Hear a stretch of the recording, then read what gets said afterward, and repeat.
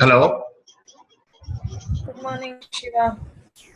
Yeah. Good evening, Mamta. Good morning, guys. Sorry for late joining. I have to join from my personal laptop today.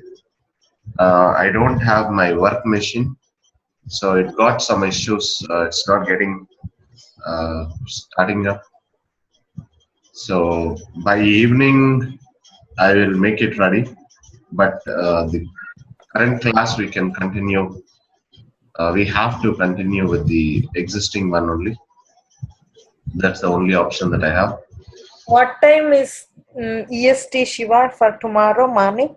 EST. Tell me the Indian timing, I'll convert. Indian timing 8 p.m.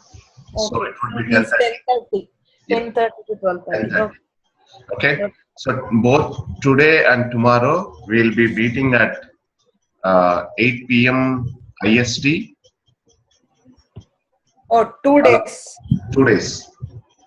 Okay. You're not celebrating festival then? Festival is on Monday, right? So Gauri Puja is on Sunday. Gauri Puja on Sunday? Yeah. I don't know whether if there is any Upri or something, how they do it. Upri in the sense the star comes and 2 days it spans, they call it as Upri. Okay.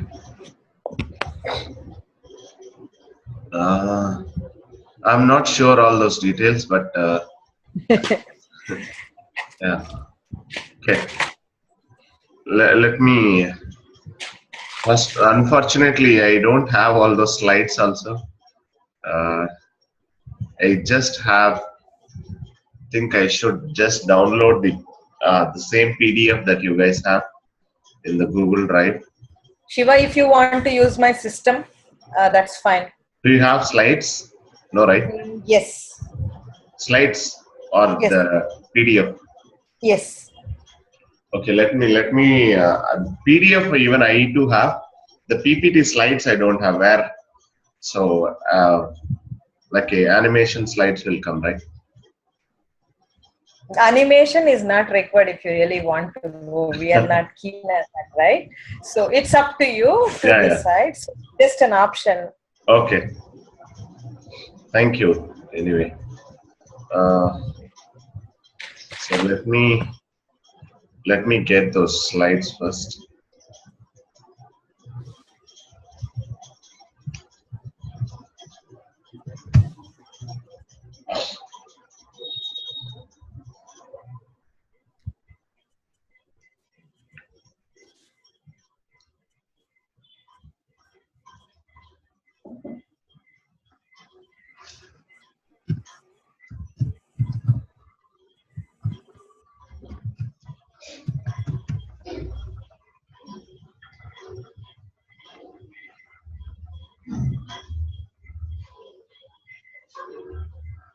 You're coming in winter, Shiva, so have you made up all the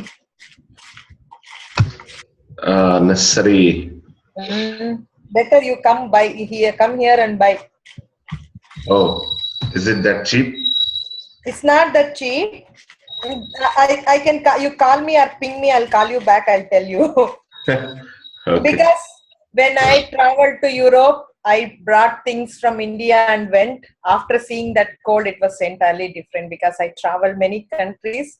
So each country has a different thing. So that's the reason I'm telling. When it is really, really cold, it doesn't work.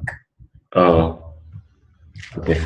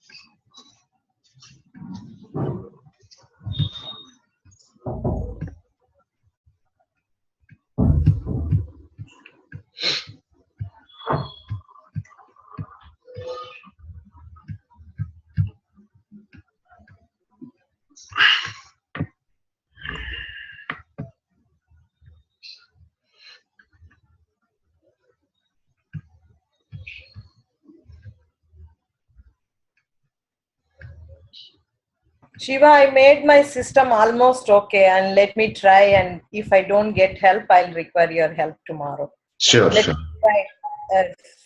Yep, no problem.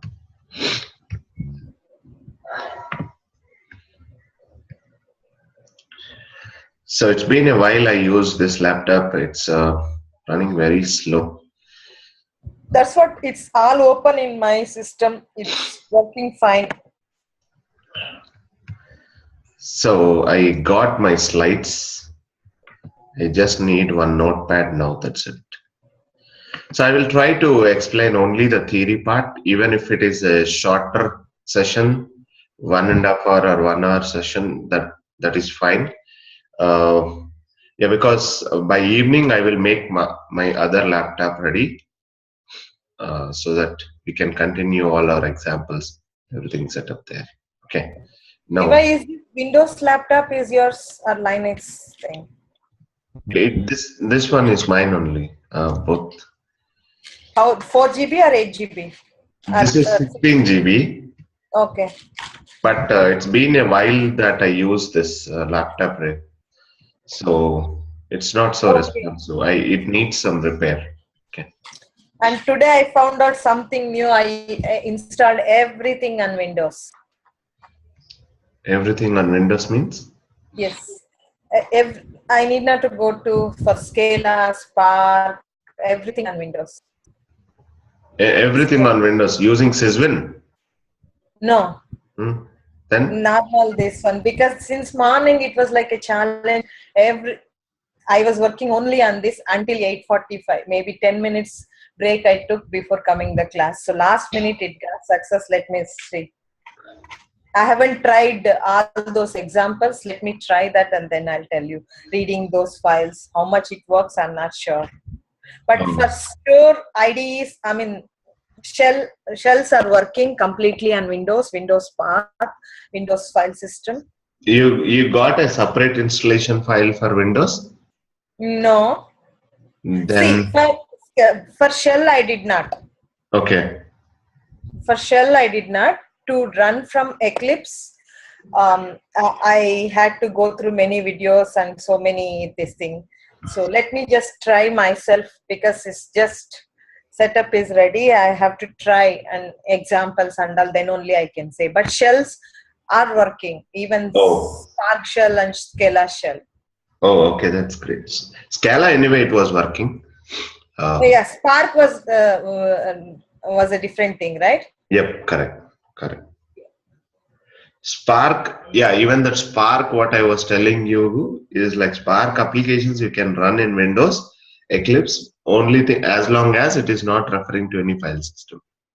No, it can read file system too. Okay. So because it might be useful for others, I thought like let me share it because I learned it with a hard way. Okay. Good then. Okay. Yeah. So let's get started. This today's the current session may not be so lengthy. It may even be shorter than our regular session because of my problems. Okay. Sorry for that anyway. So, yeah, these are not uh, the PPT slides so that I can make full screen or so. So I have to just adjust with this only. So far, so we were discussing the like. So after pair RDDs, we talked about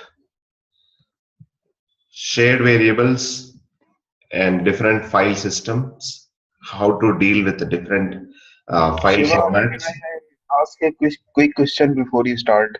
Yes, Mohit.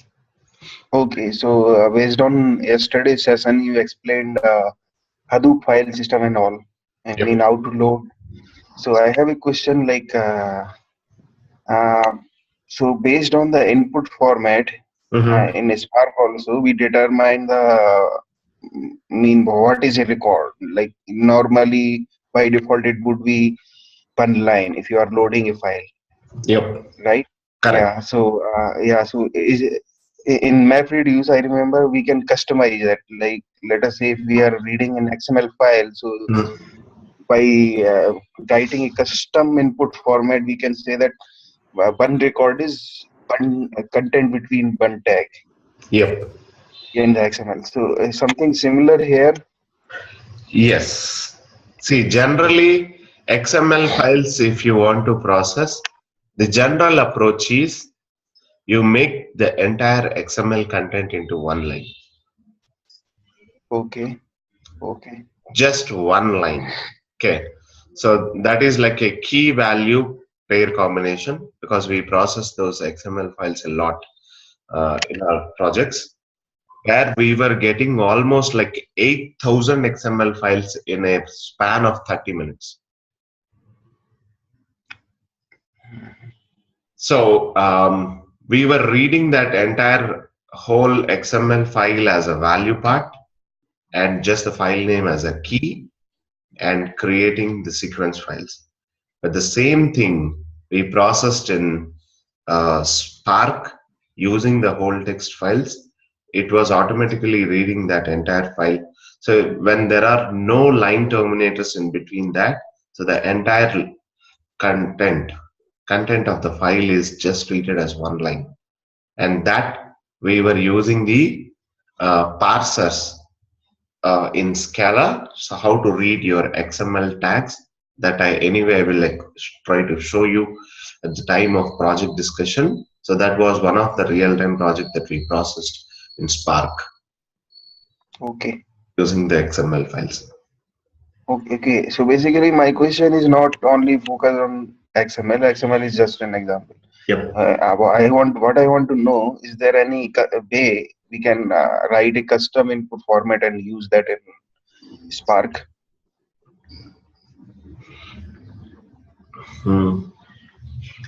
Yeah, you might write. See, Okay. if you observe all the input formats that we have seen yesterday, underlying, they are using the MapReduce input formats, right? Okay. So we can write a MapReduce input format and use it Yep. in Spark. Yes, you can Okay. use it. Yep. Okay. Just import it and start using it. That's it. Import it and specify the input format and Correct. input and output type. Correct. Use it. Exactly. Yeah. Okay. Okay. Yeah. Okay. Thank you, Shiva. Yep. Thank you. Yeah, I have one big question. I don't know, it might be silly too, because we have procedures or functions in database, right? So we write it once and we use it. So is there something here like that, like in Spark? Because whenever we use heavy functions for processing over and over when we use it, I know caching is one method by reading, but is there anything like that? Generally, what we can do is we write them into functions and register them with their Spark SQL as a user-defined functions, and make that jar available in the make that jar available in the Spark libraries, so Spark lib folders, and register that for those functions as a user-defined functions in Spark SQL. So are we writing that in the Spark or Scala? Scala. There is no, Spark in the sense we write in Scala. Okay, so you mean to say that we have to write and then import that into Scala? Yep. Into Spark. Oh, sorry. Yeah, Spark. Okay, Yep. let me try that one. Yep. Okay. Shiva, I have one question. Yes. Yesterday, you showed us a different file format, how we load to HDFS and local file. So in a use case, like if we have a log files coming from Kafka, right? How we handle those Log files? Hari, you are not audible.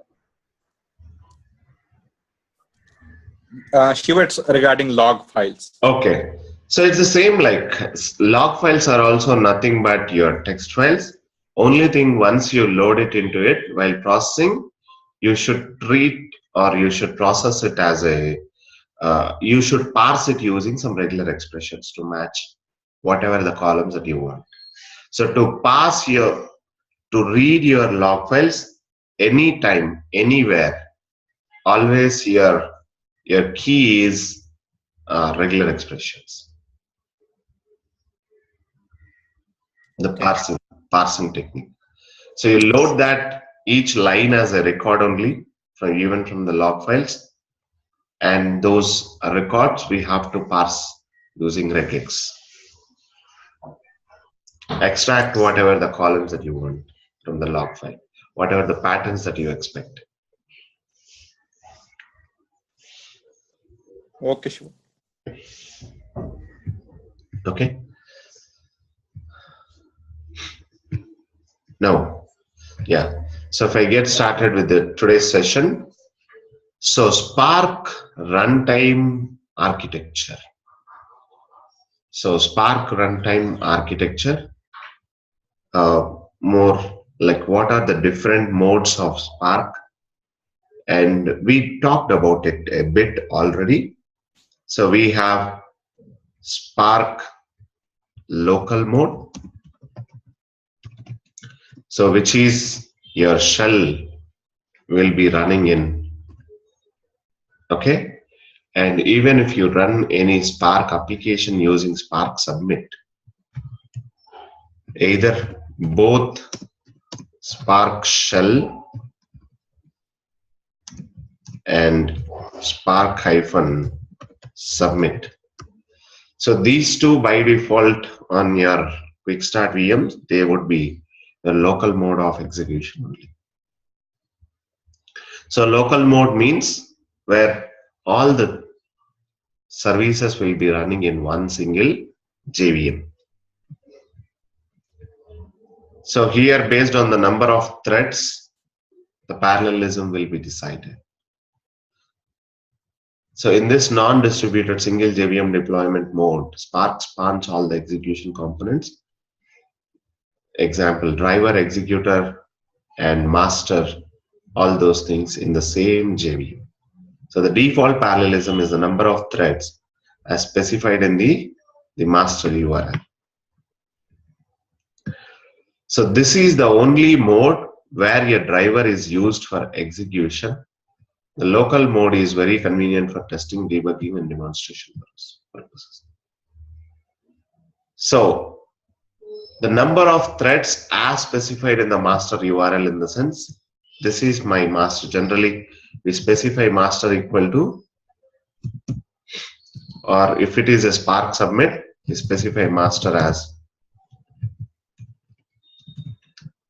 So local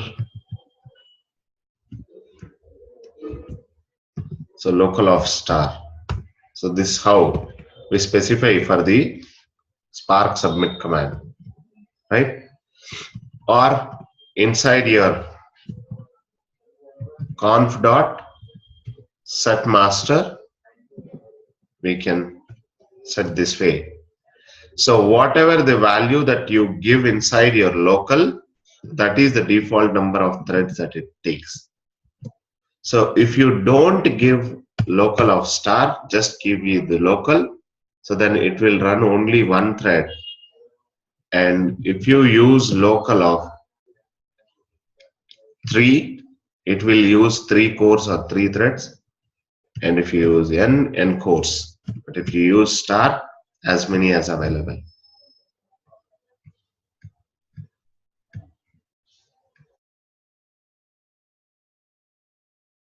Shiva, is there any other parameter we set after this? Any other parameter? Can we set after setting the master local of so and so, then Yeah, you the can set. memory? You can set app name. No. Within that, while calling the master. No, that is sufficient for it. Okay, Master because means you have to specify the master URL. it means we are running on the cluster distributed mode, right? Yes.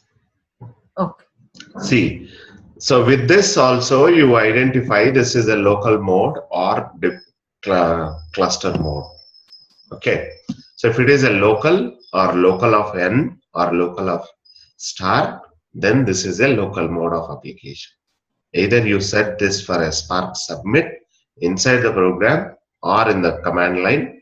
So then that is your local mode of execution. Okay. So in the even when you set the master, when you say local, this is locally you're running. Local mode, yep.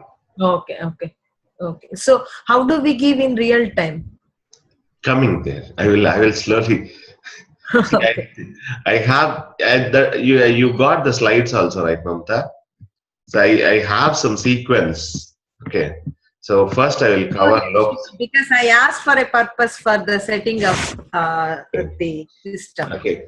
So then we'll start with standalone mode. Okay.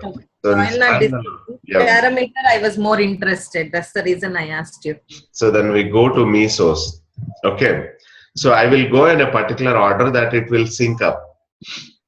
Okay, okay. I got it, Shiva, but this particular parameter I used today, so that's why I was more interested to set up. Okay. So that's the reason. Otherwise, I would not have disturbed you. Okay. So yeah, let me continue. Okay.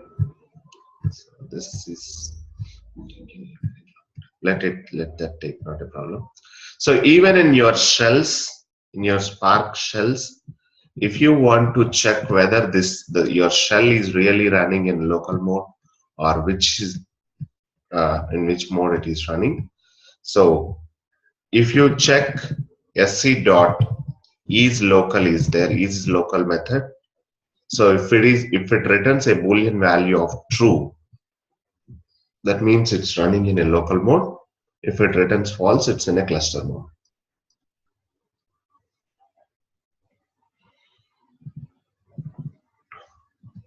And similarly, sc.master to get the master value. So it returns whatever the local, so master URL that you have set.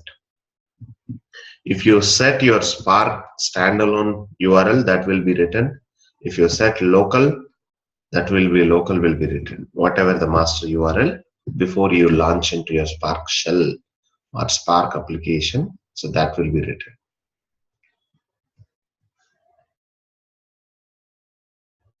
Okay, now coming to the cluster mode. So as I was always telling it, like in cluster mode again, we have 3 types. So standalone again in pseudo and distributed, fully distributed. Pseudo distributed standalone and fully distributed standalone. So this means where all the services will be running in a separate JVM, but on the same machine, that is a pseudo distributed standalone. And fully distributed standalone means, so all the services like your master and workers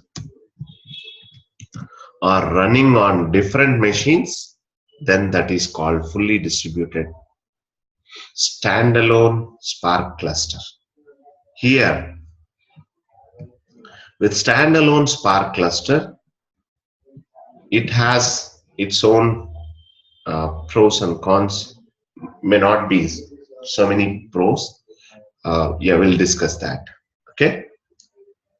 So let me, before going to that each individual cluster mode points, let me see if I have any common things that I have to discuss. So in distributed mode, Spark uses a master-slave architecture. Of course, we already know this, with one central coordinator and many distributed workers. Here the coordinator is the driver, and the driver communicates with a potentially large number of distributed workers, and those workers are called as executors. And in a distributed mode, the driver runs in its own Java. Driver runs in its own Java process, meaning its own JVM, and each executor runs in its own JVM, and master will also run as a separate entity. Okay, a driver and its executors are together termed as a Spark application. The Spark application is launched on a set of machines using an external service called a cluster manager. So this is the cluster manager or the master that we talk about. So what are the different values that the cluster manager can take? Based on that, we have three different distributed modes, three different cluster modes. Those are standalone, yarn, and mesos. Okay. Now, so this is a very high level, the interaction between your Spark driver and Spark workers or executors or your cluster manager.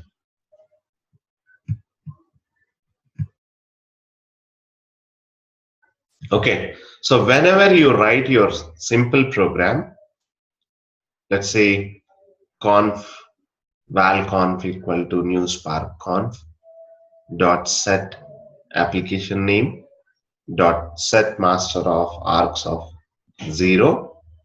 Okay, and what you are trying to do is, so all just is reading a file. Let's suppose take that, then just writing those contents back to one of the file. Okay, so here in whichever program that you write this main method of inside your singleton object, and that's where, I mean, if you run that Spark jar on any machine, so wherever that driver gets run, so it can run in any place. So we have those options also. We'll discuss that. We call that as a deployment mode. But anyway, so whichever is the responsible, so whichever starts the Spark context, the program which creates the Spark context and starts creation of your RDDs, that is your driver.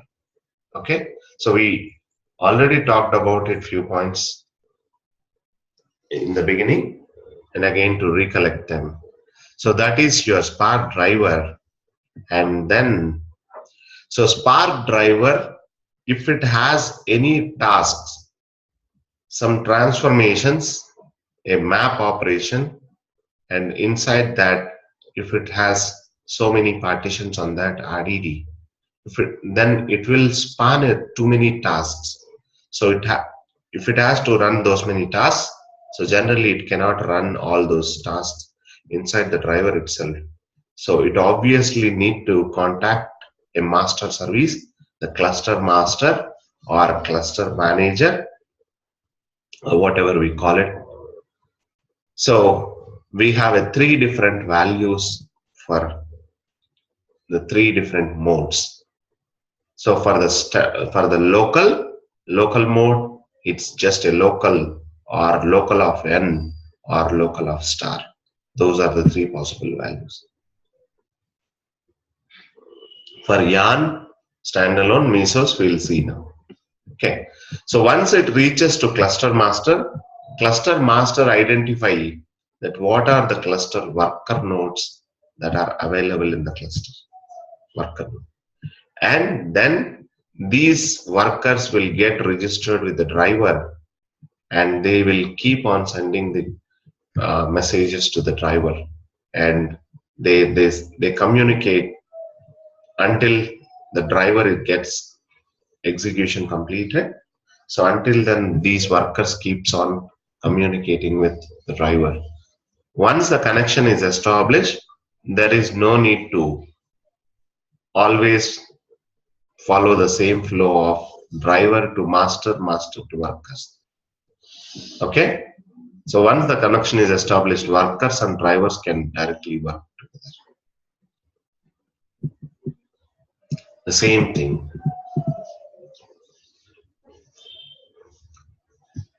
Spark application, any application that we write, that is a driver.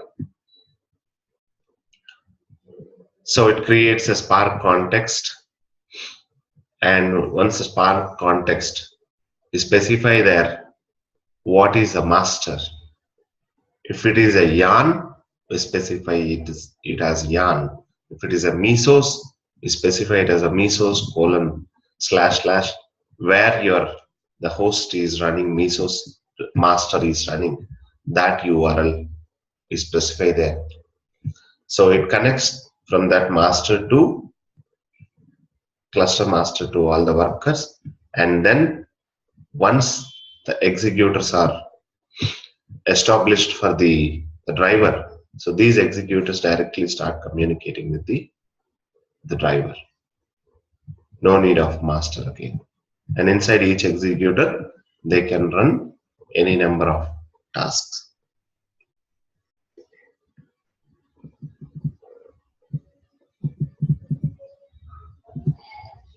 Okay, the same steps here once again.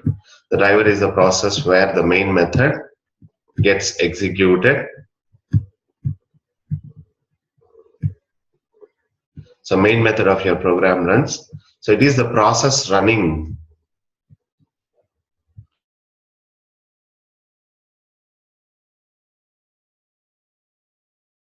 So it's the process running the user code that creates a Spark context first, and on Spark context, sc dot, we load some files. Obviously, that means we are creating some RDDs, and on RDDs, the only two operations that you can do is either transformations or actions. In any typical Spark application, that is what the max that you do. Creation of a Spark context and creating some RDDs and performing transformations and actions on those RDDs and close your application. As part of actions, sometimes you may print the results, sometimes you may store the results. Okay, so all Spark programs follow the same structure at a very high level. They create RDDs from input. So derive new RDDs from those using transformations and perform actions to collect or save data. A Spark program implicitly creates a logical DAG of operations. When the driver runs, it converts this logical DAG into a physical execution plan. And if you remember our debug commands, okay, so finally I got this open. So if you remember our debug commands, the output, there we have seen some pipe symbols and having all the different operations at the same stage.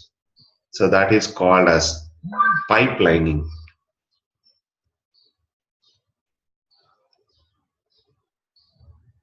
Okay. So let it run. So it might be a bit old one, Spark 1.5, but anyway, that's fine for today.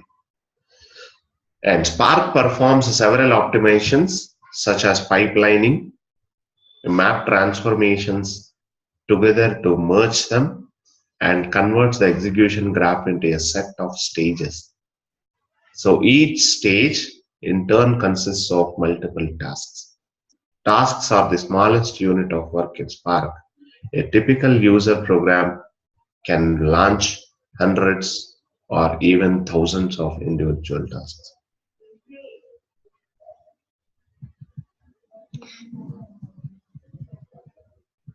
Okay, so given a physical execution plan, a Spark driver must coordinate the scheduling of individual tasks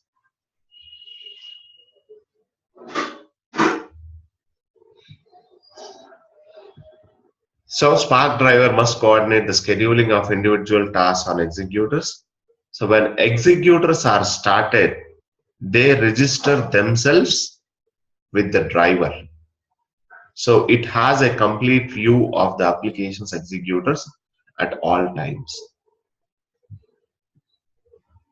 That's what we were discussing till now, right?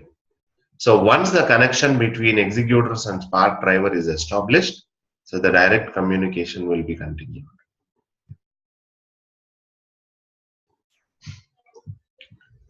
And inside those executors, they are capable of running the task and storing the RDD data. So we'll discuss the roles of executors also. So these are some of the roles or the scope of your driver that we are discussing now. Now, the Spark driver will look at the current set of executors and try to schedule each task in an appropriate location. So based on data placement, exactly on the data locality optimization concept of your MapReduce. Wherever the block is present, there you run your map task in MapReduce. Same way, wherever the blocks are present, run your in whichever machine, so that blocks are present, actual data blocks are present. So there only it will launch the task so that it can load that data into the RAM memory easily on the same machine.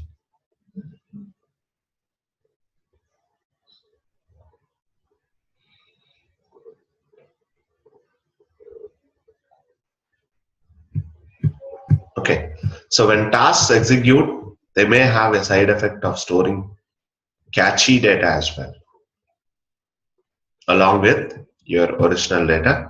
The driver also tracks the location of cache data and uses it to schedule future tasks that access that same data. This is something like yesterday we talked about some broadcast variables, right? So if it catches those values in the RAM memory, so if till now some of the tasks were running on some of the executors, they already have a copy of the cache data or a broadcasted data. Instead of spanning a new tasks on another new different machine, so it may assign the future tasks also on the same machine so that it can access the already existing cache data. So we generally don't need to do anything with these for achieving these things. Okay, by default, your driver or your Spark framework is such an efficient and intelligent one to track all these locations, your actual HDFS block locations, to achieve the data locality optimization and to track the cache data locations as well. Okay, and every driver will have its own separate UI interface. As I was showing you, when I opened Spark Shell, so it opened on, we were able to see those web UI enabled on 4040 port number. But when we open another Spark Shell for Python or Spark SQL or these things, they opened another port numbers like 4041, 4042, like that. So every Spark application that will run, it will have its own application web UI port number in case of your standalone mode or local mode. So these port numbers will keep on incrementing. Of course, these will keep on incrementing all the modes, but only thing is, with the help of Yarn, you don't need to worry about in which port it is there. You always can check your Spark jobs also under your Yarn framework itself. That we'll see anyway. I will show you.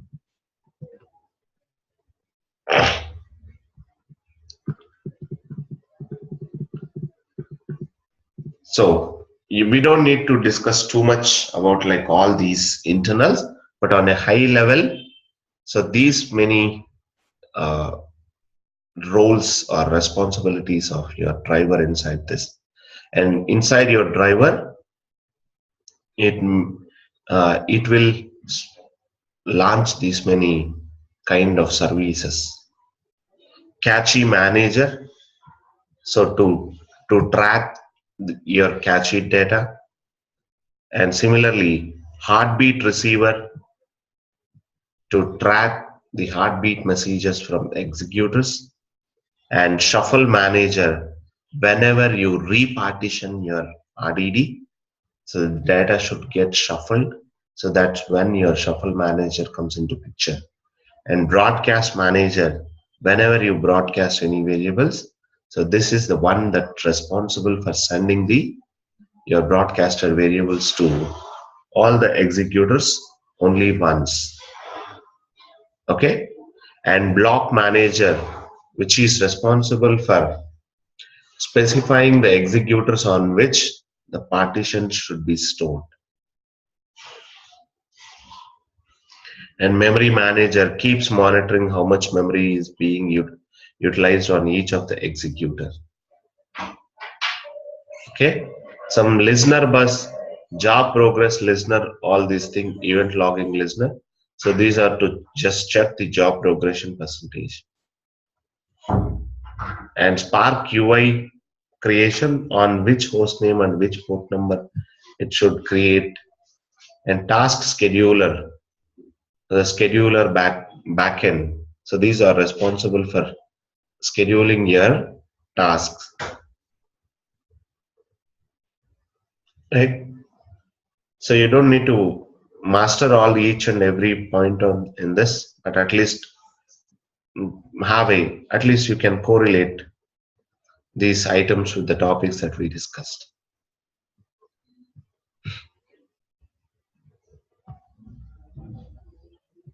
Okay, the same like typical Spark job execution flow will look like this.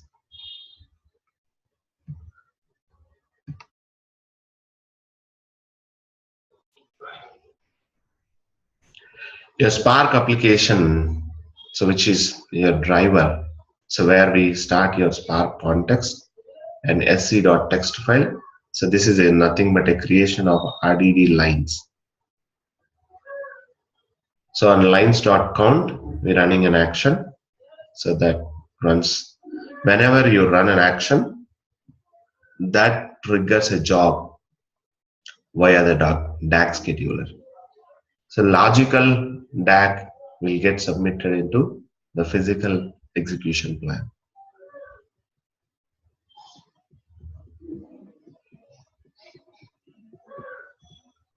So coming to the slaves part of it, the executors or worker processes responsible for running the individual tasks in a given Spark job.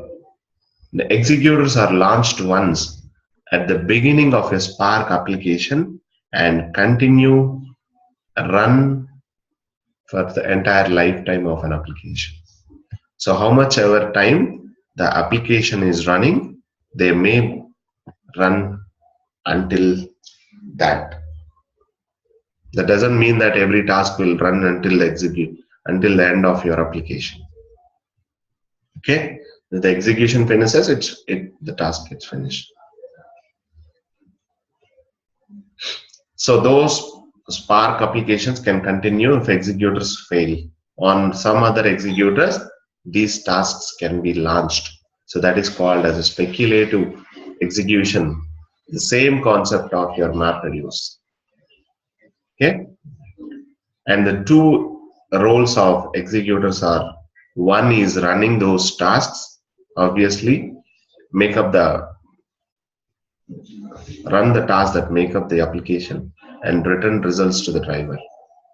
And second one is, so provide in-memory storage for RDDs that are cached by user programs through a service called block manager that lives within each executor.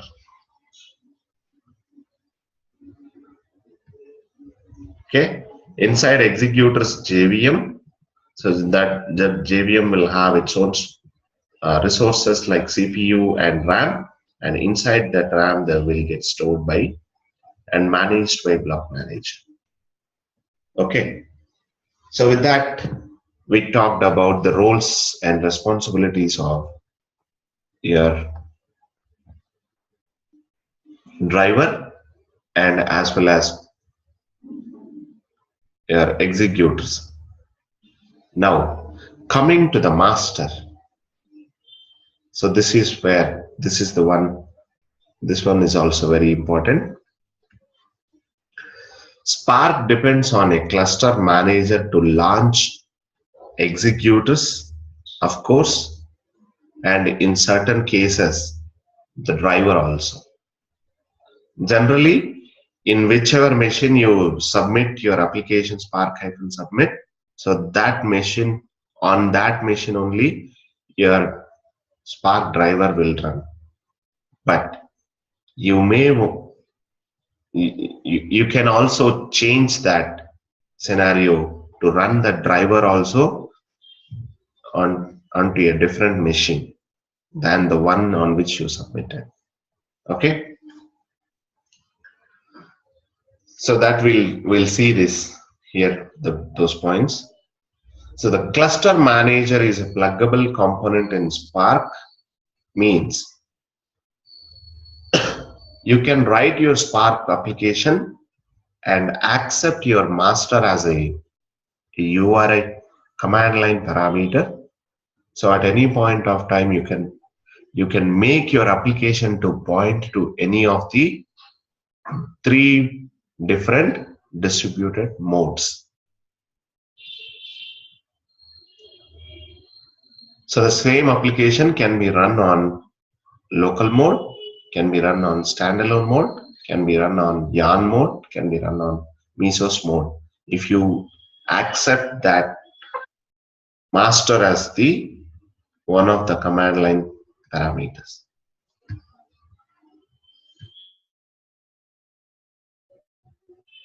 Okay,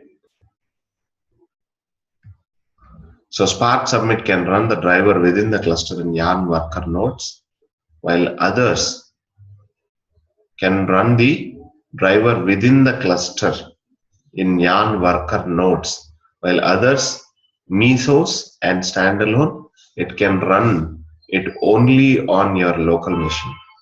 Means from whichever machine that you submitted your Spark application, there only you can run your Spark driver.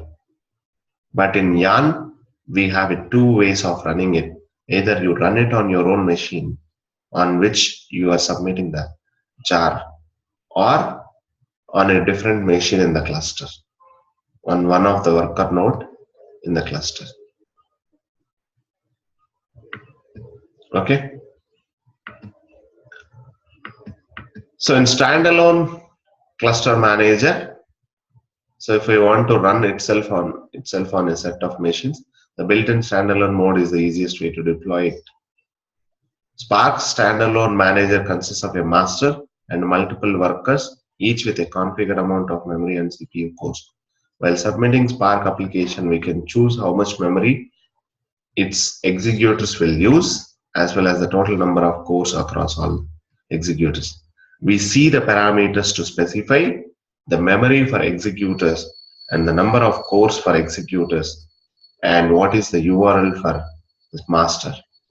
And this is where your answer for your question, like, so in case of standalone mode, your URL will always look like something like this: spark:// on which machine your Spark master is running. Okay, so here, so this is my cell. So is it local? It's running in local mode. Okay, so if I have to build a Spark application, I'm not sure whether I have all the Scala, Eclipse, IDE, and all those set up here. This is not the one. I don't think so. I have it here. My file system.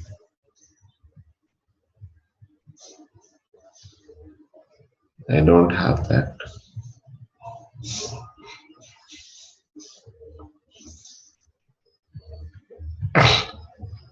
You can use my system, Shiva, if you want. Okay, thanks for that. Thanks for keep on reminding me. But anyway, yeah, but the problem is it's not so interactive. It will not be so interactive if it will not be so responsive. I observed that's the reason why. Okay. Oh yeah, the desktop sometimes. Yeah. Typing will not work. Only the mouse movement will work. Oh yeah. In my systems, yeah. I don't know. I haven't discovered that so much. Yeah, I got.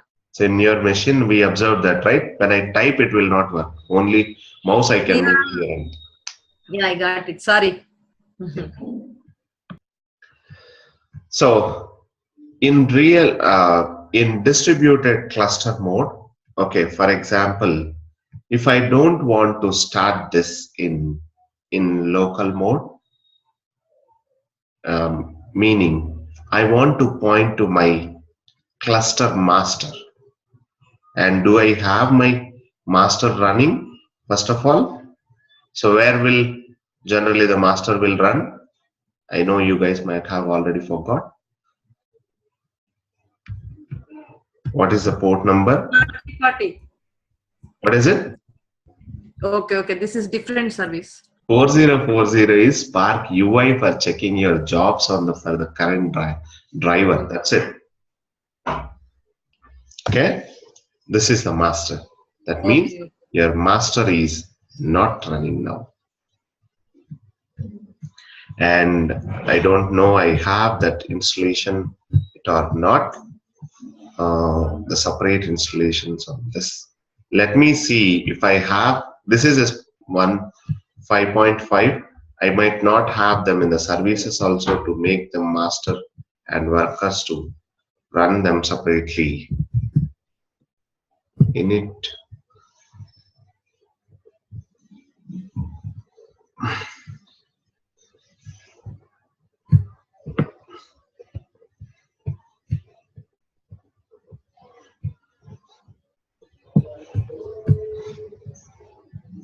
I don't have that. I just have only Spark history server. This is a problem with the latest one. Okay, so if in your case, I have shown you guys that how to install your Spark standalone, right? When you extract it,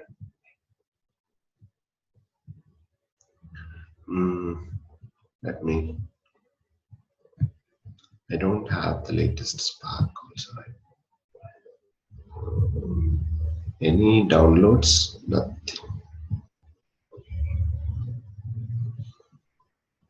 Will it be in bin folder? No. I mean, the apt and whatever the directory we received, no? This is my personal one, right? See, I might not have installed that. I can quickly download also, not a big deal. But the installation will not take more than 2 to 3 minutes. Okay. Pre-built for 2.4 and above.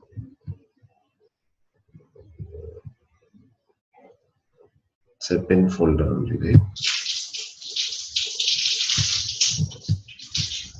So 172 MB might be taking around 9 minutes. Okay, no problem. I will show you what I wanted to show. Only thing is, see, when you are running it in this mode, you are pointing, so all your master is your local. Otherwise, you can run your master service separately and your worker nodes separately, and then you can point to your quick start dot cloudera. You can start practicing to this port number. So once you have your Spark master running standalone separately, okay, so you can point once this 18080 is up. So if you run that master, this will become active. You will be able to connect it. So once you are able to connect it, then you can provide your master URI as this one. Okay.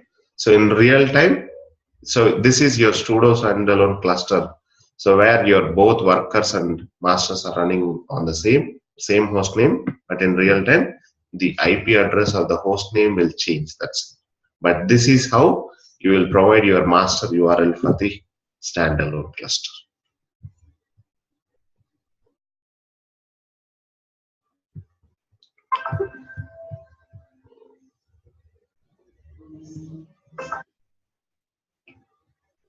Okay, next,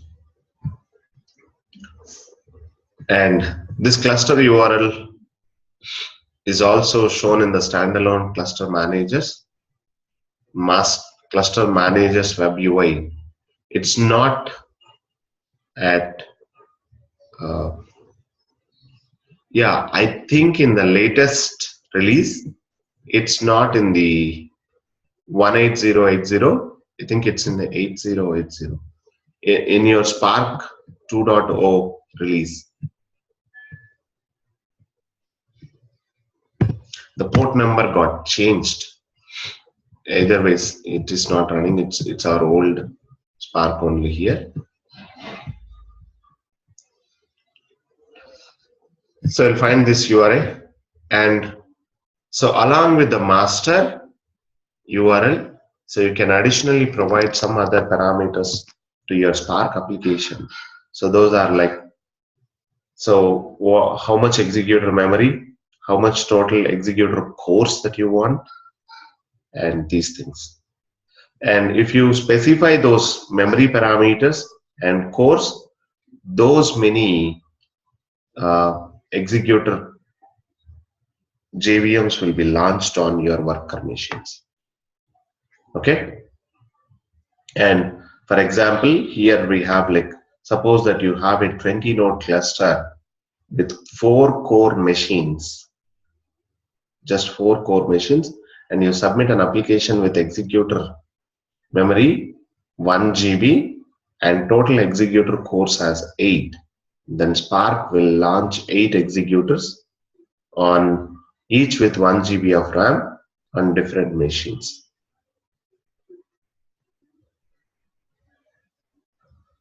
So executor is nothing but one JVM. One JVM is nothing but running inside a one container when we talk about YARN. So standalone mode supports the failures of worker nodes. If we also want the master of the cluster to be highly available, Spark supports using Apache Zookeeper to keep multiple standby masters and switch to a new one when any one of them fails. But so one major problem that we see with Spark standalone mode is that there is no resource management mechanism or a pool management mechanism. All the resources that we have or a queue management mechanism is not there. So all the resources, the 20 nodes that are connected to the master. So if you launch a stupid Spark application, if you write a bad Spark application code, you may end up in asking all the executors. There is no way that it can limit for your application. So this is the max. And I mean, if you give max number of executor cores and RAM memory on the command line, it has to give you if they are available. Otherwise, how much ever available, so those many will be given to you. So what I am trying to say is the resource queues, the queue management system is not there in Spark standalone mode.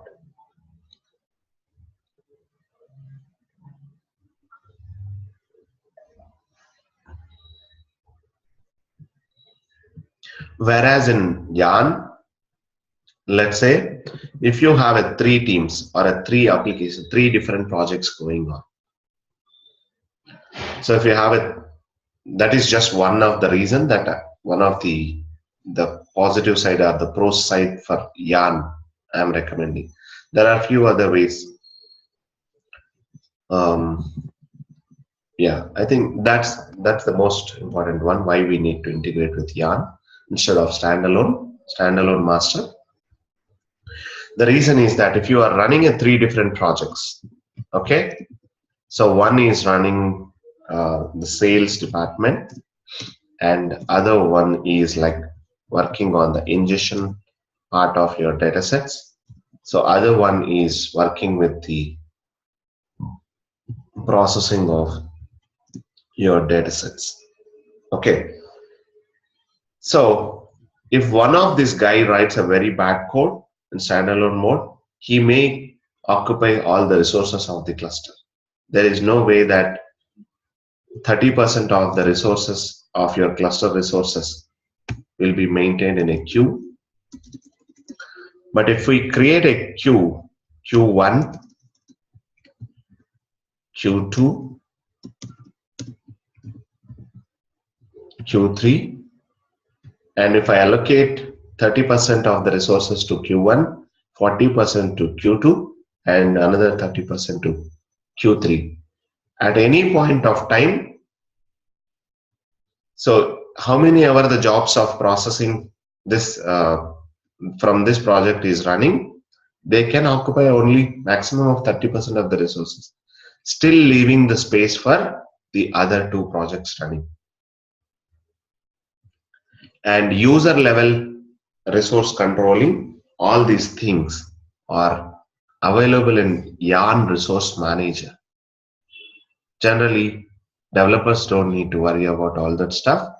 It's just the features of your Yarn Resource Manager, and your administrators are responsible for creating the queues, and they let us know the queue names.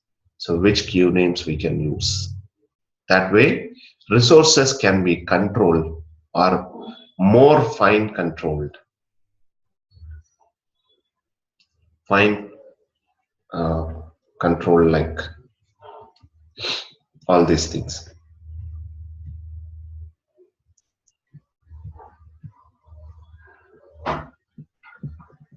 Now, if I want to quickly show you the stuff, I have it downloads. So if I want to make it quickly running, I should create the folder, or I will extract there only. It's a temporary purpose. Extract here. Okay. I'm not changing any parameters, nothing. So I will just switch into this. I will run my Spark master. I can launch my Spark shell pointing to that master.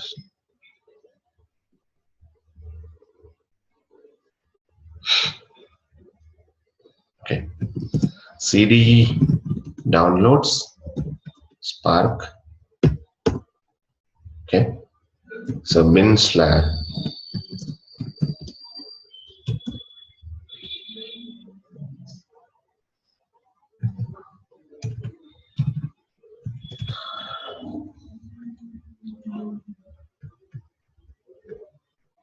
so here we don't have those master services.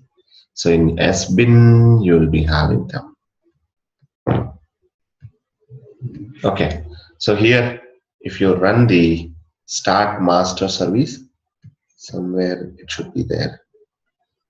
Start-master.sh.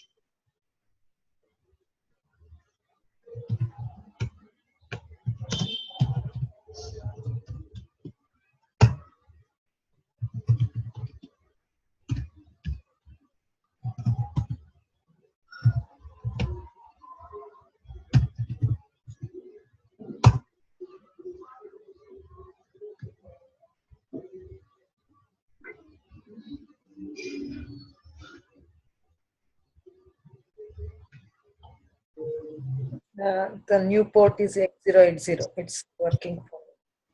Okay. Yeah. So it's running this one. So 180.802, 8080, I think it got changed. So start master and starts-slave.sh. Okay. So these are the two things.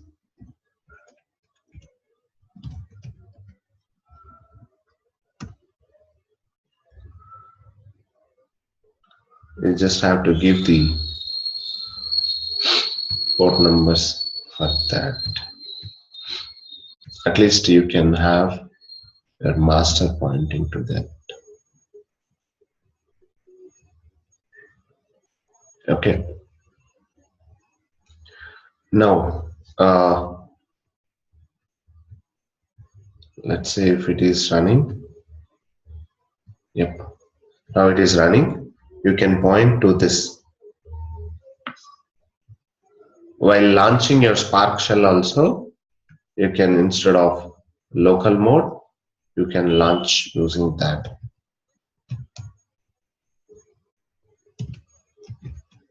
Spark -shell -master.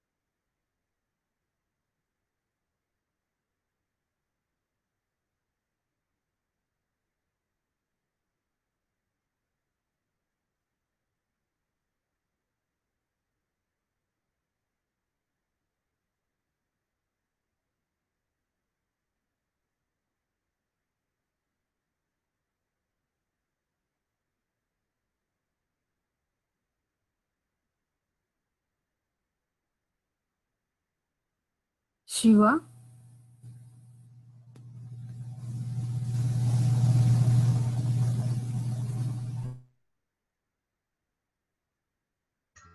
Hey, sorry, I don't know. I went on, somehow I went on mute. Hello? Okay, Shiva. Now we are able to hear. Okay.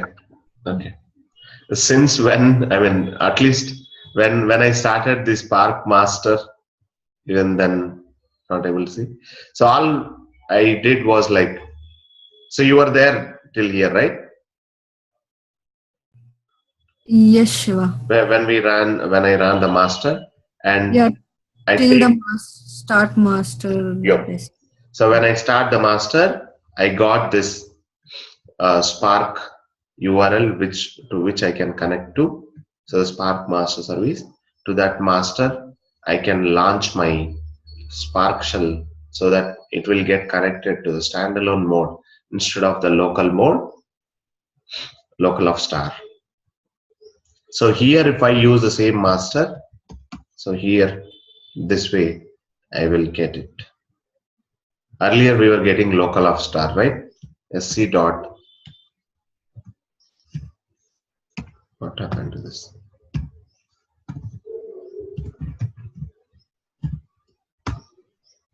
False. This is not a local mode now.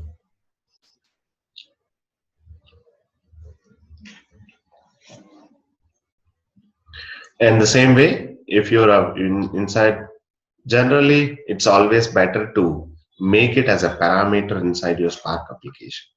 So when you're writing your program, so always a good idea is to, instead of statically giving that value inside your program, conf dot set master, don't provide the value here statically. Take it as an argument, args of 0, and provide it in the arguments. That's always better, a better standard approach, coding standard point of view. Can't we take it from any configuration files? Configuration files, reading another file and setting from there. Of course, you can do that. That's not a big deal.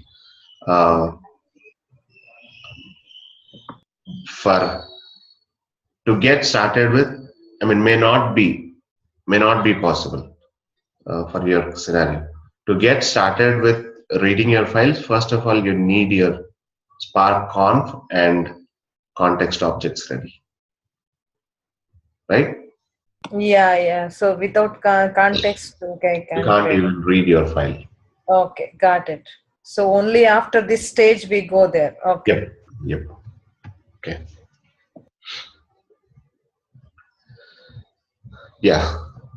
So if you code your program as generic as this, then you can, if you pass local of star, it will execute in local mode. If you pass this URI, it will execute in standalone mode. If you pass yarn, it will run in yarn mode. So same way, so if you want to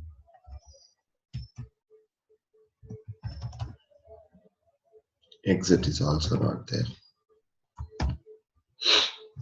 Same way, if you want to connect to yarn, so only thing is, so one reason I was telling you, the resource management, the queue management is available in yarn, and that's the one of the way to restrict one user being occupying all the resources and all others might be starving. Okay. And also it's better to integrate with one resource management tool instead of having separate one for Spark and separate one for MapReduce, Hive, and all other things. So that's the reason. So inside, now coming to the yarn, so only thing if you want to run it in yarn mode, so you just have to specify the Hadoop conf directory. If it knows the Hadoop conf directory variable, it can read in all your Hadoop configurations from that directory. That's sufficient for it. So mostly you will be having that value. So if not, export, sorry, echo $ Hadoop conf dir. So if it is not there, we can set that. We know where our Hadoop configurations are present in etc Hadoop Conf is the folder. All our configurations are present. Export this Hadoop conf dir. So that you guys can practice on your quick start VM also on your yarn resource management. So in your quick start VM itself, you are seeing all the 3 different modes. Local mode you have seen, and standalone mode when you ran your master, and you can connect to that, and you have seen that. Now, so provide your conf directories here. /etc/hadoop/conf. Okay, so this is my conf directory. Now, once I have this, I can run my Spark shell.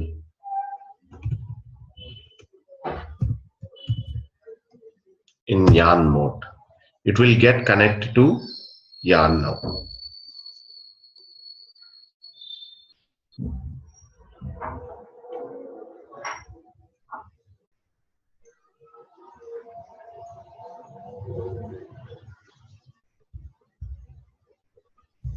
This is how you use in the real time, because when you want to run it on the cluster? By default, we get these parameters set up like we have only the master as yarn in real-time cluster.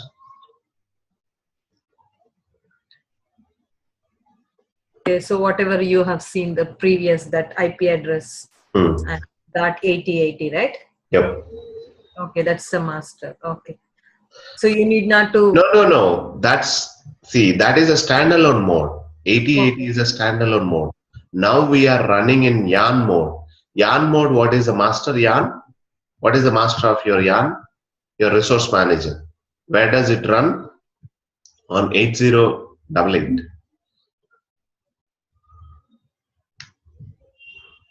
Right? Okay. Let me show you that.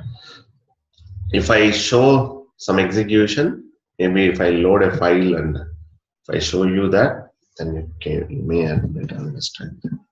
So this is my 8088 is my yarn resource manager. If you see there, all my MapReduce jobs will be submitted to this, right? You might be familiar with this screen, this page. Now you can see the one more application getting started for your Spark shell application. Okay. I got it. Yep. Okay. And So how many containers it's running? 3 management. containers, 3 CPU cores it's occupying. Okay. Now, if you run anything inside it, they all will get submitted to your yarn resource manager. Let's see that. So if I have a like sc dot text file, let me load something. File :home /cloudera.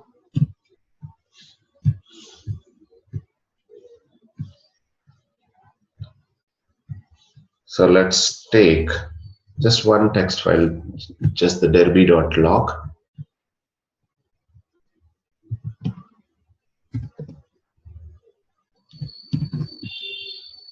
Okay, and apply some filter.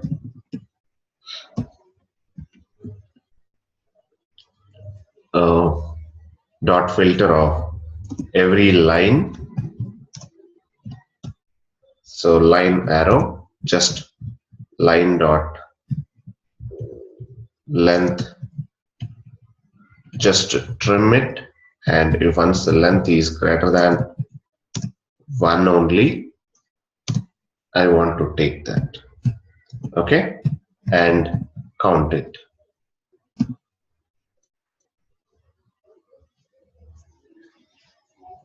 So it's running in 2 stages here. So you can see that in your yarn now. So if you click on this, it will be pointed to another application master, and click on the application master, and you can point to now, so where your jobs are running. So earlier you were always keeping that 4040 port number, and you have to point to that, right? Now you don't need to point.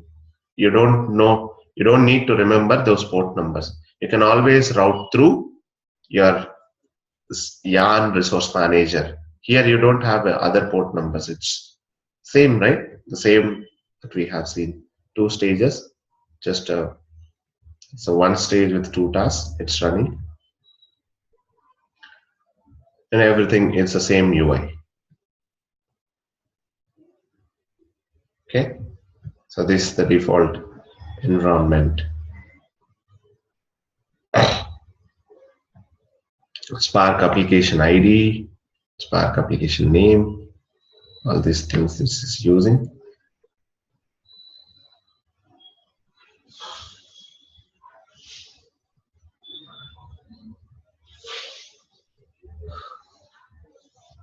Okay. Yeah. So that is sufficient. Now you're able to connect to it in yarn mode, and you can see those jobs getting running on yarn resource manager also, instead of tracking on 4040 numbers. And so one extra parameter that we can provide for yarn is that --queue, and the same resource management queues that you generally use for MapReduce jobs or Hive queries, where you can specify the queues, the same queue, --queue, you can provide to your Spark submit or Spark shell. Some yarn clusters are configured to schedule applications into multiple queues. For resource management purposes, use this option. So when running on yarn, Spark applications use a fixed number of executors. Generally, by default, the number of executors will be 2, and unless until your administrator changes that at a cluster level. Okay, with just a default installation, you will get only the 2 executors. And if you want to change that, you can provide an additional parameter --num executors flag to Spark submit or Spark shell. So by default, this is only 2, so we'll likely need to increase.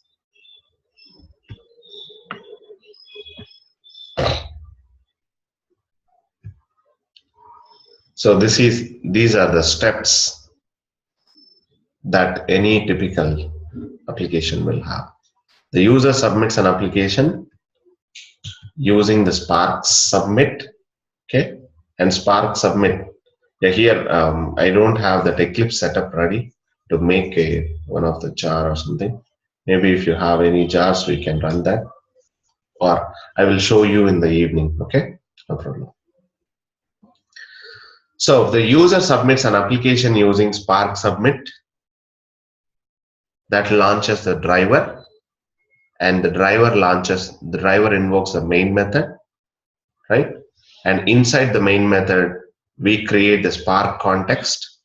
And once the Spark context is created, while the Spark context is being created, it points to a cluster manager, right?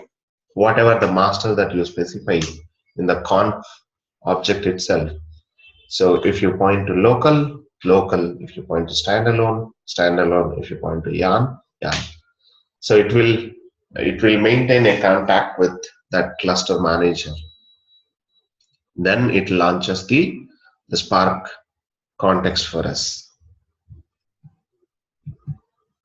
So then it loads the RDDs, and based on the tasks, it launches the executors. And if you specify the number of executors, those many number of executors by default will be launched for your driver and communicated. The driver process runs through user application based on the RDD actions and transformations, and it's the same stuff.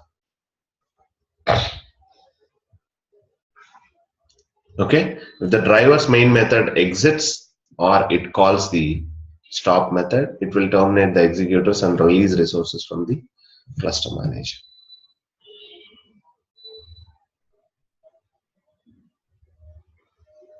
Okay, so this is like I don't have a fancy flow diagram here, but this is the Spark application anatomy that you were asking some time back, Mohit. Yeah, yes, Shiva.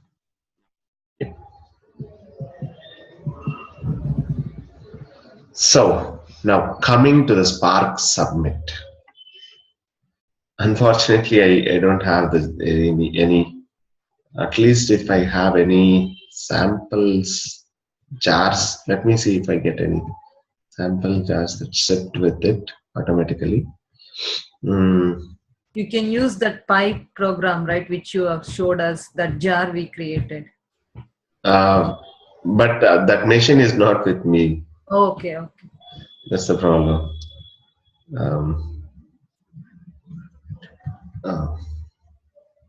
Where did I install? Let me see if this itself has any sample jars or not. Examples.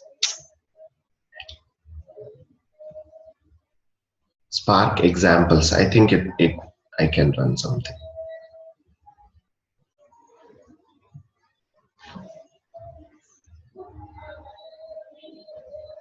Oh, good thing is that it has given lots of examples this time, the latest one.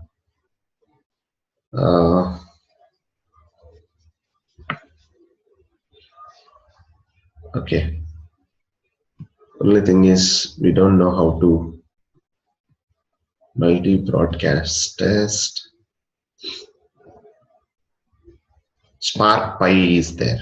Okay. So Spark Pi is there inside this. So I can make use of this. Okay.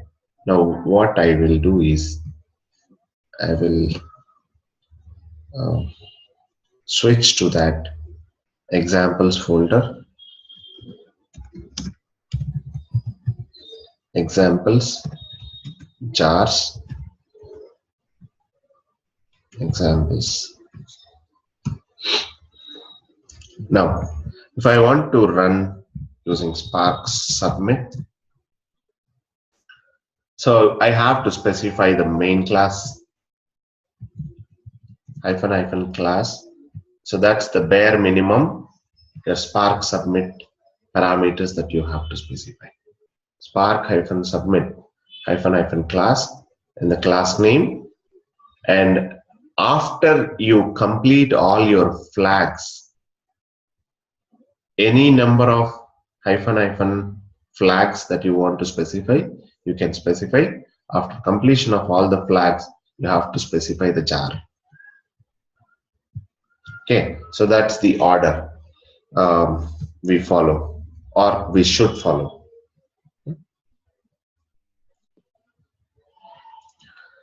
So the main class is, I should give the full package, right?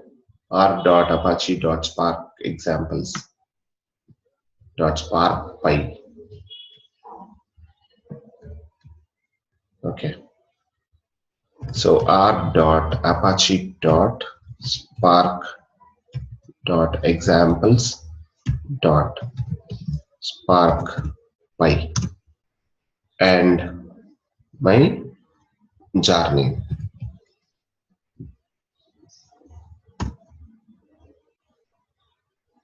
So class not found. So no class definition found.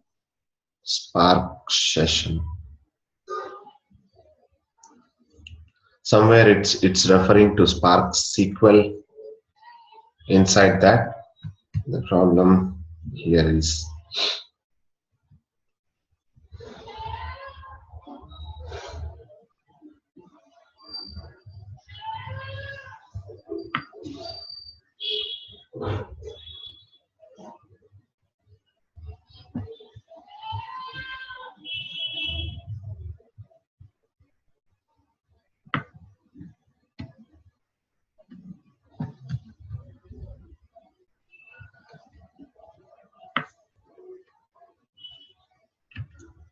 Mm. So only option is like we build it through our Maven so that it will download all its dependencies and build it uh, dependencies like a build a jar with dependencies. Then we can avoid all these kind of class not found exceptions. The missing jars. Okay, so that is the problem here. Um, how I can do? I'm trying to see.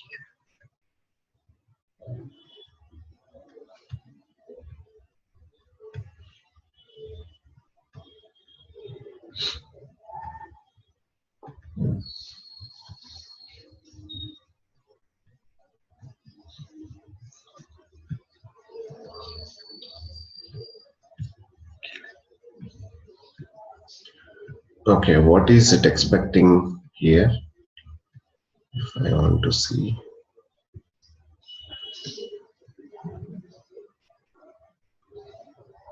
Oh, it's getting the. Okay, it's import SQL. We should not have used this path session then.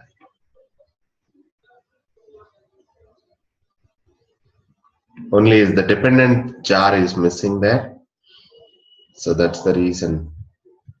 What we can do is hyphen hyphen. I can either download this jar file wherever this is present. I can provide in my class path. Okay.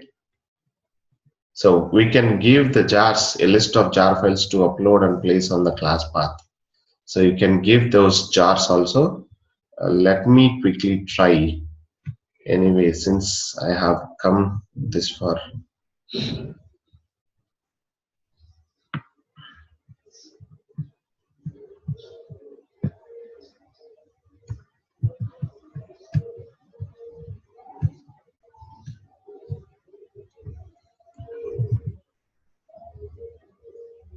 Okay, it's not able to copy it.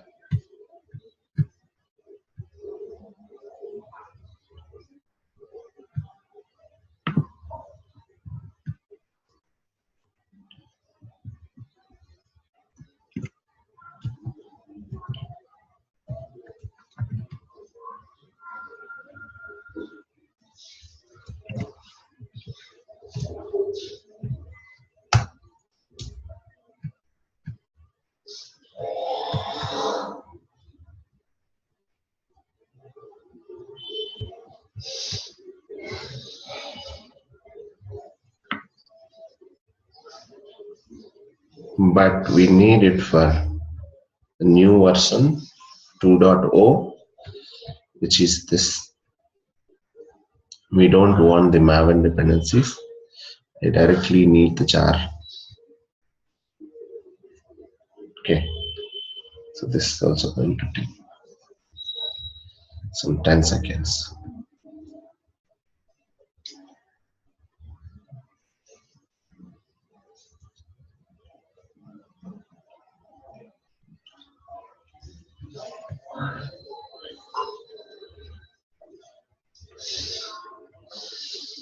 Now we can find that in the downloads.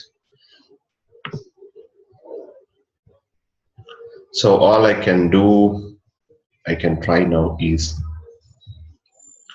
so if there is any missing jars, so I can provide this way, hyphen hyphen jars, give the path for that, the jar. So just copy it, so you'll get the complete path there.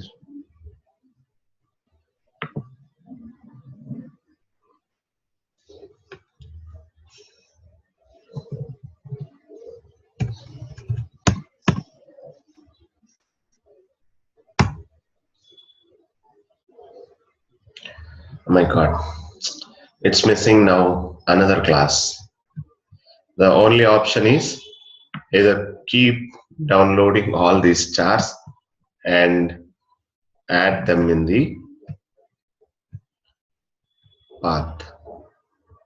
That's the only option we can do.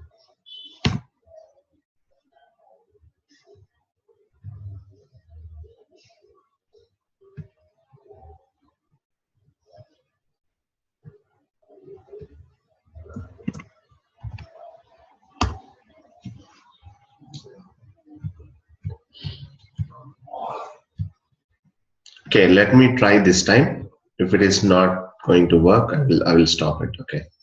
So I will explain with the just a slide. So it's expecting Spark core.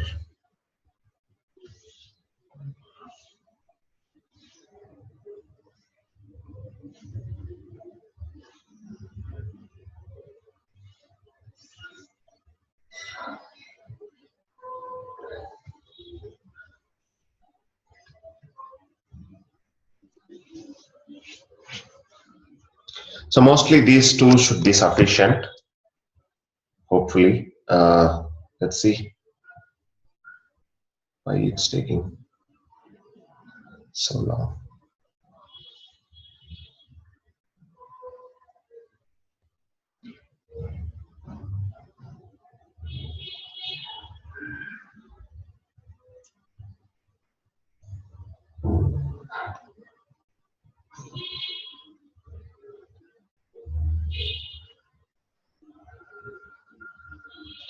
My God. Just for downloading, it's taking so long.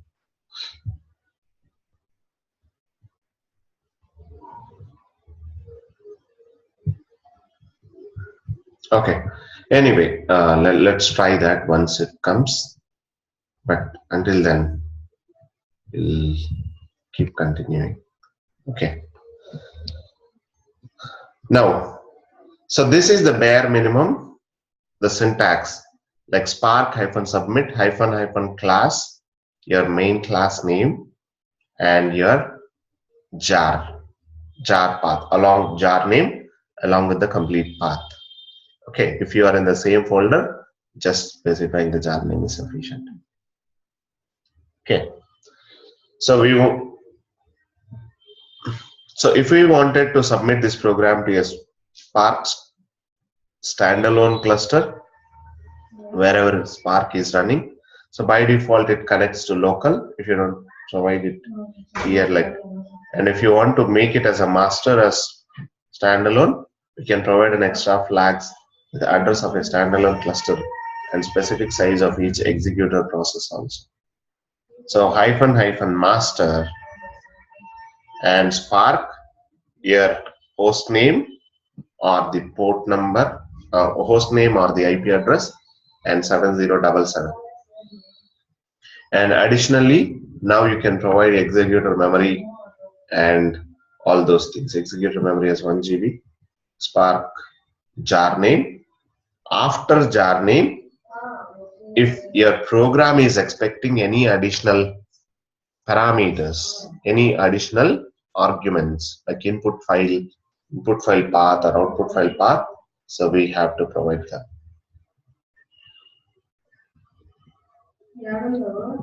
Shiva? Yes. Here the Spark submit means running the Spark application through SBT. No, SBT is just a build tool. I didn't cover that yet. Okay, SBT is just a build like Maven. That's it. Spark submit is nothing but once you have the jar file, this is like your yarn jar, Hadoop jar command. This is same like your Hadoop jar command. Okay. Okay. I mean, also we are mentioning the jar file name and the class name and the input. Correct. Yep. Here also we are providing the class name, jar name, inputs, outputs. Only thing is it can take some extra. There also that can take many extra flags. -- files. You can provide the distributed caching files. -- jars, right? -- archives. It's exactly like your Hadoop jar command. Okay. Got it, Shiva. Yeah, thanks. Okay. Nothing different. You are submitting your jobs, Spark jobs onto the cluster. That's it. So till now, I mean, sometimes we have seen Spark submit also. So we were running most of our examples in Spark shell, right? So if you want to run it on a cluster instead of a shell, just run this way. That's what I was trying to show. Okay. Now, so if you want to provide any additional jars, a list of jars you can provide this way, using the list of jar files to upload and place on the class path of your application. If your application depends on a small number of third-party jars, you can add them here using that. Okay, so these are the minimum common flags, and there are few more like, so master, you specify the master. Deployment mode we didn't talk about. Class, we know. Hyphen name, it's just application name that you want. Hyphen jars, your dependent jars. Let's try now. So inside this, before going to this, so let's take the path of another Spark core jar.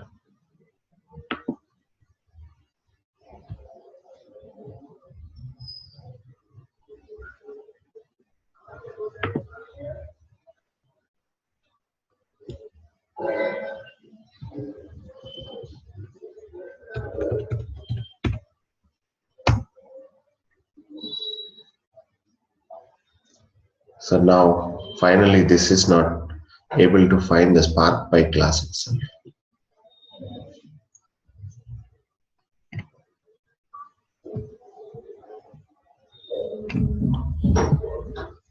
Hyphen master. Let me give hyphen master.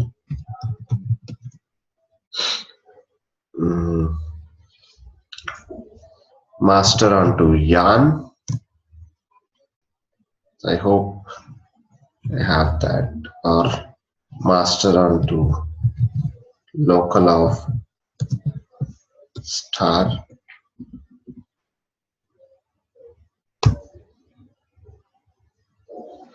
So class not found exception.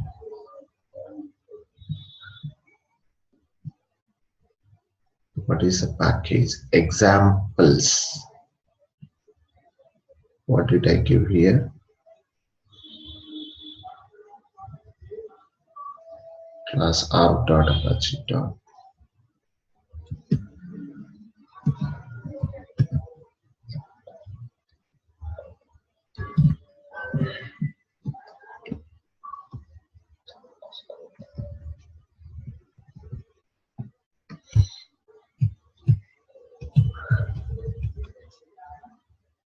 Let me see. Spark.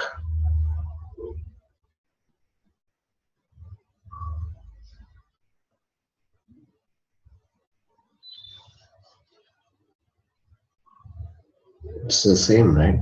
Computes in a pro.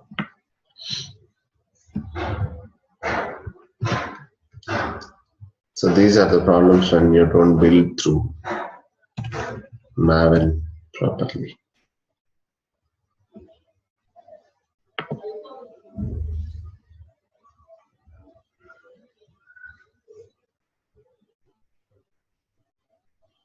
So class not found exception.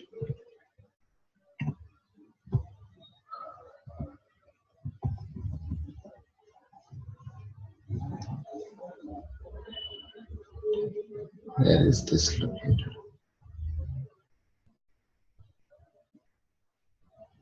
It is there. Spark by.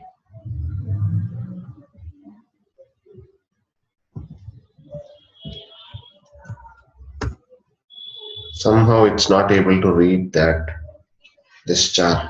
Okay, anyway, I will try to show you these examples on my work machine in the evening. Try to understand theoretically the concepts of it. Like, okay. So master, you got it. Class, you got it. Name, you got it. And jars, how to provide, you got it. So the deploy mode. Deploy mode is applicable only in case of yarn. Okay. So in case of yarn, you can run your driver either on the same machine where you are submitting, or you can even run your driver on one of the worker nodes in the cluster, one of the data nodes or one of the node managers of your cluster also. So based on those two options, we have deploy mode. So deploy mode, whether to launch the driver program locally, so which is a client mode of deploy, and on the other side is a cluster mode. Okay, it's in client mode. Spark Submit will run your driver on the same machine where Spark Submit is itself is being invoked. In cluster mode, the driver will be shipped to execute on your worker node in the cluster. The default is client mode. Okay, and any files, if you want to pass it, you can pass a list of files that needs to be available, working directory, and you can specify the executor memory for each executor, how much memory that you want to give, how for a driver, how much memory that you want to specify. So these are some of the parameters that you use to optimize or tune your performance of your Spark job, either increase or decrease. Just you have to try increasing these numbers and decreasing these numbers. Okay, and master values, these things we already seen, like standalone mode Spark colon, a host name and port number. And for mesos, similarly we have mesos colon, but I never worked on mesos to show you examples or how to set that up. Okay, but mostly you'll find either standalone, not even standalone. I have seen 3 to 4 Spark clusters. They got integrated with yarn only. Okay, so connect to yarn hyphen. So if you want to deploy in client mode, yarn hyphen client, or deploy in a cluster mode, you can use yarn hyphen cluster. And these three are for local modes. Okay, the same, just the example, Spark submit syntax examples, Spark hyphen submit hyphen class. This is what we used.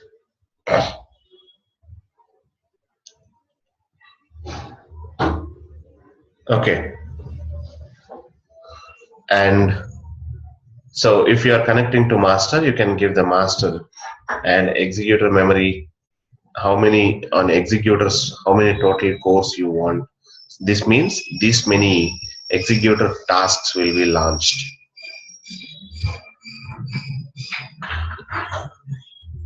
We have to try changing these numbers to improve the performance or decrease the performance. Sometimes not just keep on increasing the numbers, right? So you have to respect other jobs also on the cluster. So based on that, you may sometimes to reduce, rather than 20 GB, 10 GB, you might want to reduce it to 5 GB, 4 GB also. Okay, so this is your again master in deploy mode. Okay, yeah. So the deploy mode cluster is available for your standalone also then. Okay, yeah. I think recently they got changed. I think I updated that. So deploy mode, cluster and client, these two are available both on standalone as well as yarn. Okay, and in case if it is running on one of the worker node, if it fails, if it has to get restarted automatically there on that, we can optionally give one another flag hyphen supervise.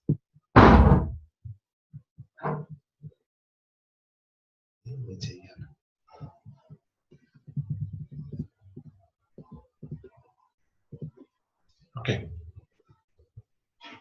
So in case of yarn, it's just a hyphen master yarn or yarn hyphen client or yarn hyphen yarn-cluster, or you can just leave it master as yarn, and you can take one another flag, deploy mode, specify the cluster or client mode. Okay, and this is the big one which can take a lot many flags here. So master, deploy mode, number of executors. Generally, when you are running from it in real time, we make all these as a parameters. We return this one of the. This is one of the Spark submit command from one of the real time case. So that's why you can see your shell variables also. So how many number of executors you want, you can pass it. And what is the main class, and what is the name of your, and how many dependency jars that you have. Okay, maybe if that's the case, let me give one last chance.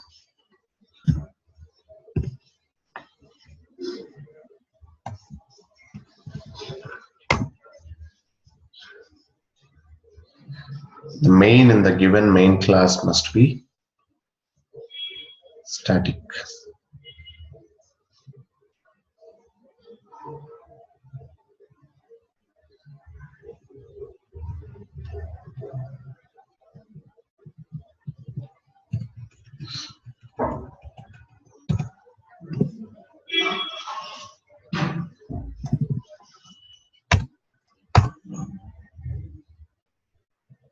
I think it's now running. The problem was like I gave those jars space separated.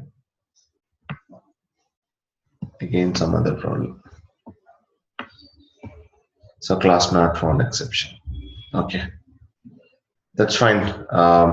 Yeah, at least it started running. The problem is I gave them space separated. Some syntaxes we give space separated, in some places we give comma separated. Here the jars needs to be given as a comma separated. Once I made this as a comma separated, it properly took the last jar as the main jar where it should look for the class. Maybe to resolve this also, if you on your site, you can download one another jar and put it in the comma separated list. Then you can complete this execution.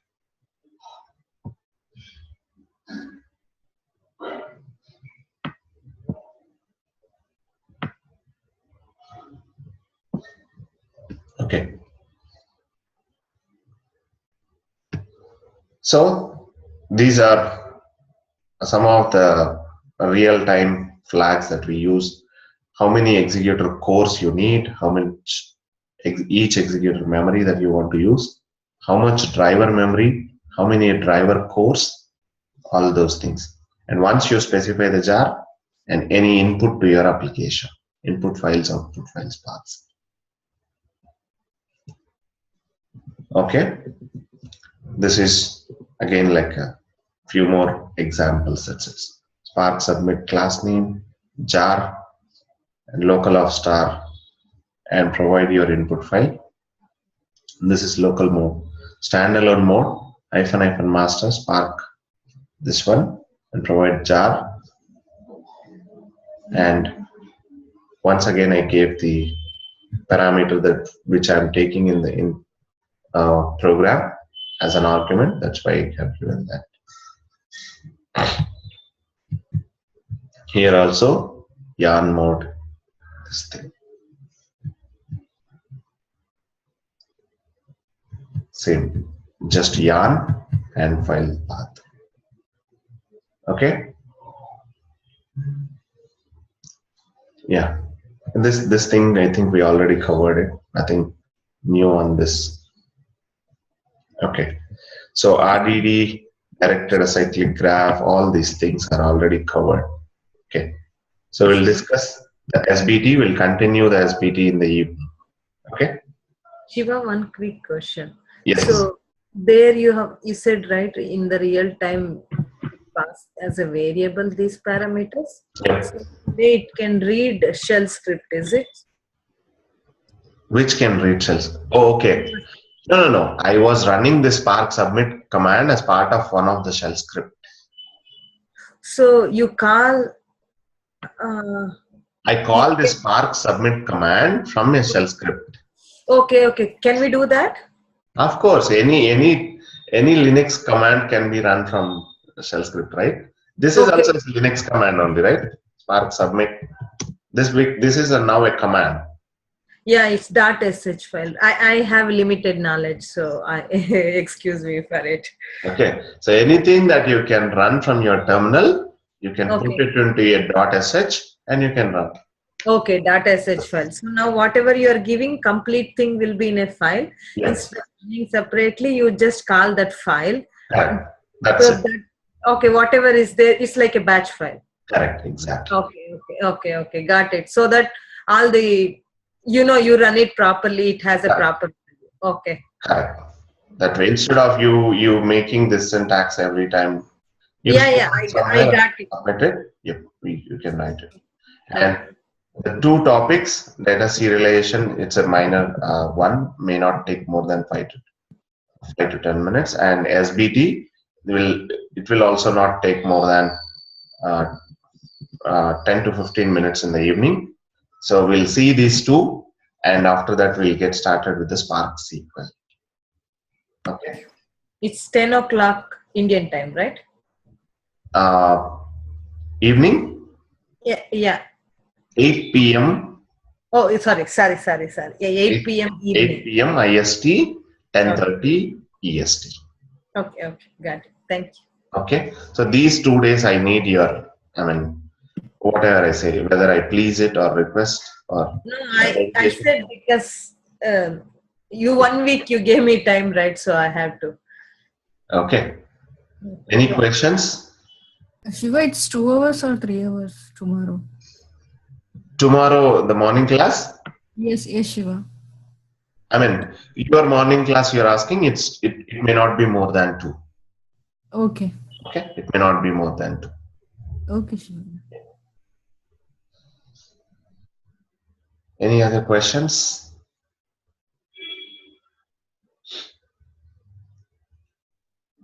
Somehow I managed, at least. I thought I might not manage this much also without my work machine. Yeah. Yeah, this was a good thing to know the real time, like how you